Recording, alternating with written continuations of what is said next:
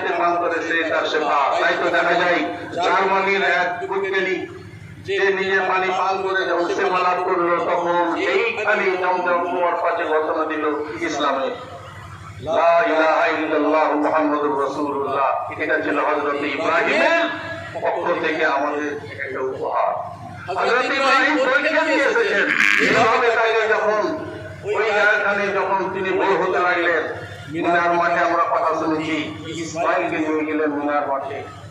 ইব্রাহিম নিয়ে যাওয়ার পরে ছোট্ট সন্তান, 12-13 বছরের সন্তান, যে সন্তানটি দৌড়াদৌড়ির বয়স উপনীত হয়েছে, সন্তানকে বলছেন ইন্নী আরা ফিল মানামি আন্নী আসবাহুকা ফানজুর মাযা তারা। এই ইসমাইল, আমি স্বপ্নে দেখছি যে তোমাকে আমি জবে করছি, তোমার অভিমত প্রকাশ করো। ছেলে বাপের এই প্রশ্নের উত্তর দিতে একটু দেরি করেনি, সাথে সাথে বলছে ইয়া আবাতি, হে আমার আব্বাজান, ইফআল মা তুমার, আপনাকে যেটা আদেশ করা হয়েছে, আপনি যার আদিষ্ট হয়েছেন সেটা আপনি পালন করুন। হযরত ইব্রাহিমের উত্তরে ইসমাইলের এরকম উত্তর ছিল। শুধু তাই নয়, সাতাজিদুনি ইনশাআল্লাহ মিনাস সাবিরিন, অবশ্যই আপনি আমাকে সবরকারী ধৈর্যশীলদের মধ্যে পাবেন। তিনি বলেননি যে আমি ধৈর্যশীল থাকবো, ধৈর্যশীল হব, সহনশীল হয়ে থাকবো। তিনি বলেছেন যে সবরকারীদের মধ্যে আপনি পাবেন। এর অর্থটা কি? অর্থ এখানে এটাই দাঁড়াচ্ছে যে মানুষের মধ্যে, প্রত্যেকের মধ্যে যে ইগো রয়েছে, প্রত্যেকের মধ্যে যে আমিত্ব রয়েছে, আমি কথা বলছি, কথা শুনতে হবে। এই যে আমিত্ব, এই ইগো, এই বড়াই, এই অহংকার, এই যে লুকিয়ে আছে, সেটাকে তিনি ওইখানে কি বললেন, মিনাসাবিরিন বলে ওই জিনিসটা নিজের অন্তর থেকে রিয়াকারীকে দূর করে দিলেন। বন্ধুগণ, প্রশ্ন হতে পারে ইব্রাহিমকে স্বপ্নে দেখানো হলো কেন? সব জিনিস আদেশ করা হয়েছিল, স্বপ্নে দেখানো হলো কেন? এটাই হচ্ছে ব্যাপার, যে স্বপ্নে দেখানোটাই ছিল তার পরীক্ষা।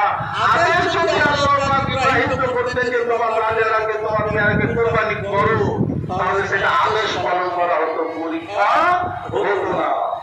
হযরত ইব্রাহিম যখন ওইরকম মাঠে ছেলের সঙ্গে কথোপকথন করছেন, ফালাম্মা সালামা ওয়াতাল্লাহু লিল জাহিম, ছেলে এবং পিতা যখন তারা দুজনই আত্মসমর্পণ করল, ওয়াতাল্লাহু লিল জাহিম, বুকের ভরপুর করে শুইয়ে দিল। এবার হযরত ইব্রাহিম 99 বছর বয়সে বৃদ্ধ, শরীরের সম্পূর্ণ শক্তিকে একত্রিত করে ছুরির বাটটা হাতে ধরে ছুরি চালাতে যাবেন। ছুরি চালাবার প্রস্তুতি প্রিপারেশন নিয়েছেন। ঠিক সেই মুহূর্তে আল্লাহ পাকের পক্ষ থেকে নিয়ে আসছে, আহ্বান আছে, ওয়ানাদাইনা ইয়া ইব্রাহিম কাদ সাদ্দাকতা রুয়া,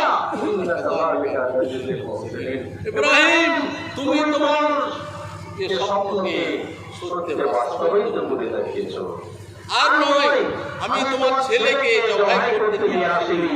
তোমার মধ্যে কতটা আনুগত্য, তুমি যে বয়সকালে 86 বছর পরে ছেলেকে পেয়েছো, এই ছেলের সঙ্গে তোমার ভালোবাসা, এই যে তোমাদের মাতসের পিতা পুত্রের যে ভালোবাসাটা বেশি দামি না আমার এই আত্মসমর্পণটা তোমার কাছে বেশি দামি?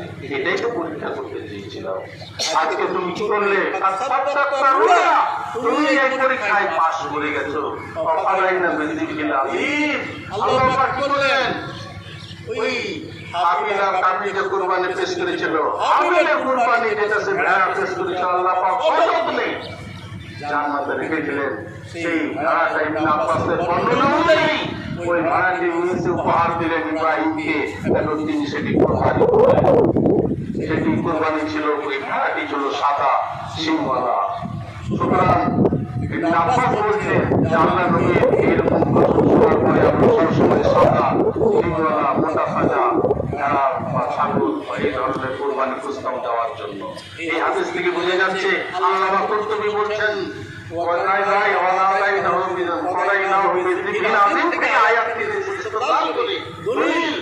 তিনি বলতে চাইছেন যে ছাগল, ভালো ছাগল বা ভালো ভেড়া, দুম্বা এই টাইপের কুরবানি করাটাই হচ্ছে সব থেকে বেশি সুন্নাত।